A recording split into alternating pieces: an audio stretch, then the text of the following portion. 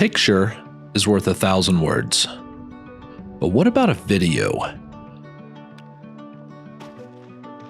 I release a video every week, 52 videos a year, with a self-imposed deadline, of course. And I love it. What images can I make this week? What story can I tell? A story about owls? Nah, they're tucked in too deep. So no great horned owl story this week. So what's the story? What is it? I was a guest on a podcast recently and I was asked what I enjoyed more, the pictures or the story. I've been thinking about that a lot over the last week. I used to just take pictures. I'd go out for a few hours and snap a few photos, come home, edit them, and if nothing happened, well, no big deal. I'd try again tomorrow. But now things are different. I have this strange longing, an urge, or a creative itch. What story can I tell this week? Perhaps a story about kingfishers. Nah, I'd have to sit in one place too long. Besides, they'll never land here with me laying out in the open. But that's the story maybe. Or maybe a story about camouflage. Does it work? Can I fool the kingfisher? That's a great idea in theory, but I need to think about that one a little more. This will be a good spot to tell that story, though.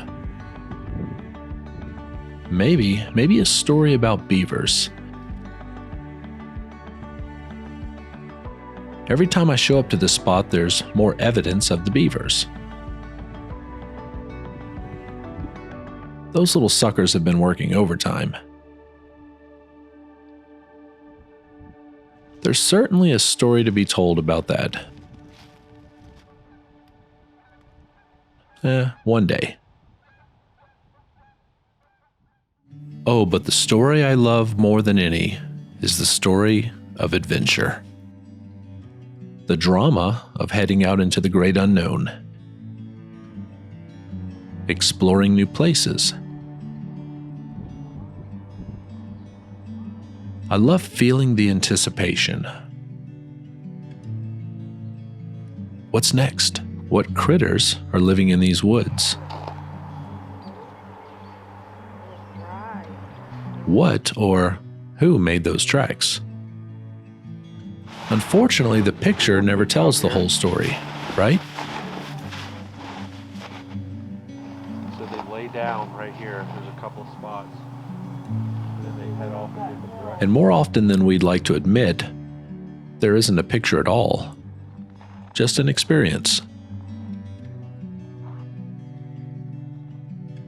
Oh, and the endless landscapes to explore.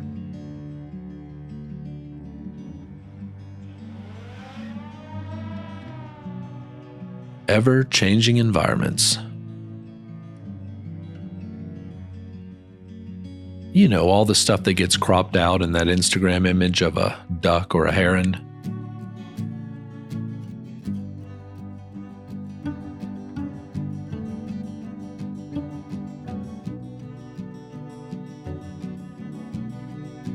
How do you capture the feeling of walking up the hill to get a better view?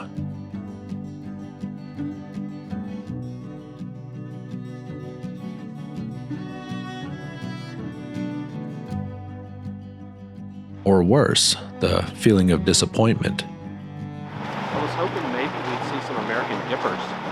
Oh! But I don't see any right now. Well, you know where they'd probably be. Under the bridge. Yeah, nothing to see here. Is that the story, though? Was there really nothing?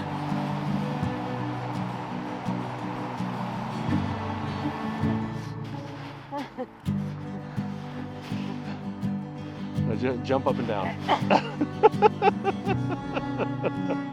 So yeah, back to the question, what do I enjoy more? Telling the story or taking the picture? Perhaps I like telling the story of how I got the picture. The story of how there was nothing, then suddenly, there was something.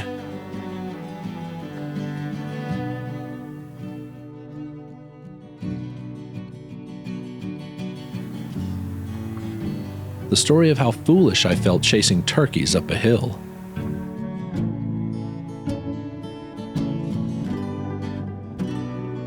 By the way, turkeys are fast.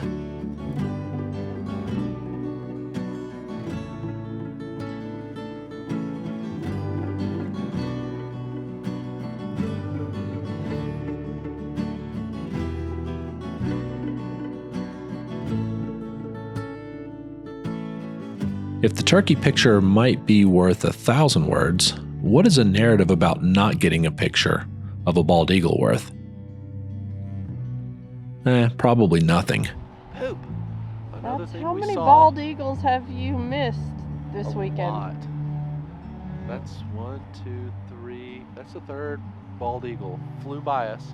Yeah. Oh, here he comes back. Flew across the river. Here Okay, he get comes your back. camera ready. Here he comes Get back. your camera ready.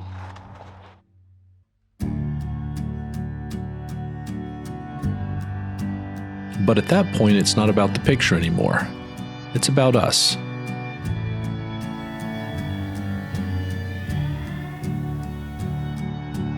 After all, do we really want to see another picture? Or do we want to feel connected?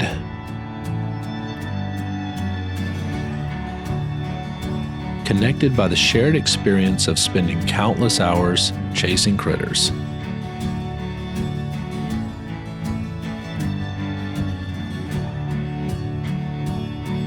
Do your best Rockman impersonation. Impression. The shared understanding of photographing a song sparrow again, for the millionth time because there wasn't anything else to photograph.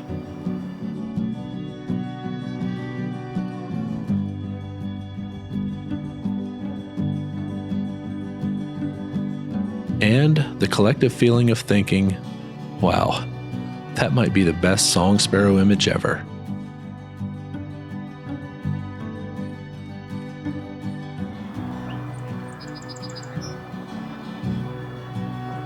Yeah, I really do like telling stories.